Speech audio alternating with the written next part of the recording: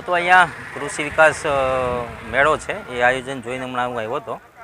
તો બહાર મેં જોયું તો 60થી 70 પોલીસ સ્ટાફ ઊભો છે અને અમુક જે ખેડૂતો છે ખેડૂતોને બહાર રોકવામાં આવ્યા છે. પણ જો કૃષિ વિકાસ મેળો છે તો દરેક ખેડૂતોને અંદર આવવાનો હક હોવો જોઈએ. પણ ખબર નહીં કે આ પોલીસ સ્ટાફને અંદર અમુક ખેડૂતોને જવા દેતા નથી, જે ખોટું છે. મારું નામ ભાવેશભાઈ હંસરાજભાઈ ગોધાણી છે. હું એક પ્રગતિશીલ ખેડૂત છું બગસરા તાલુકા.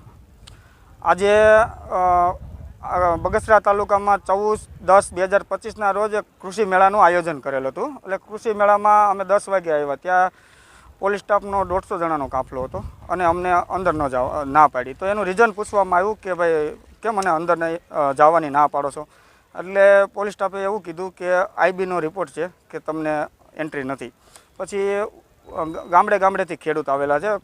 500 ખેડૂતમાંથી અમને 5 જણાને રોકવામાં આવ્યા કે તમે વિરોધ કરવા આવ્યા છે. કોઈ પ્રકારનો વિરોધ નથી અમારો. અને સંવાદ કાર્યક્રમ હતો તો એક પ્રગતિશીલ ખેડૂત તરીકે સંવાદમાં જે નામ હતું મેં ફેસબુક આઈડીમાં મૂક્યું હતું કે ભાઈ સંવાદ કાર્યક્રમમાં જો મને ચાન્સ મળશે તો હું સંવાદ જરૂર કરીશ. એને હિસાબે અત્યારે કોઈને બોલવાની તાકાત નથી સામે. એના હિસાબે મને રોકવામાં આવ્યો છે. બહુ જ કોશિશ કરી પણ અંદર જવાની ના પાડે છે.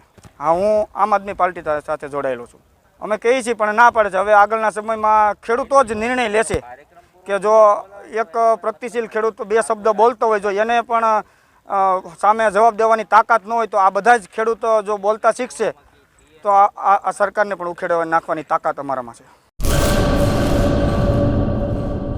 દિવાળી સ્પેશિયલ ધમાકા ઓફર સ્કીમ ચાલુ છે. જૂનું આપી નવું મેળવો. કચ્છ ભુજમાં જૂનું અને જાણીતું વિશ્વાસપાત્ર બ્રાન્ડેડ કંપનીઓના હોમ એપ્લાયન્સીસનો ભવ્ય શોરૂમ ધવલ એપ્લાયન્સીસ, અનમ રિંગ રોડ, ભુજ.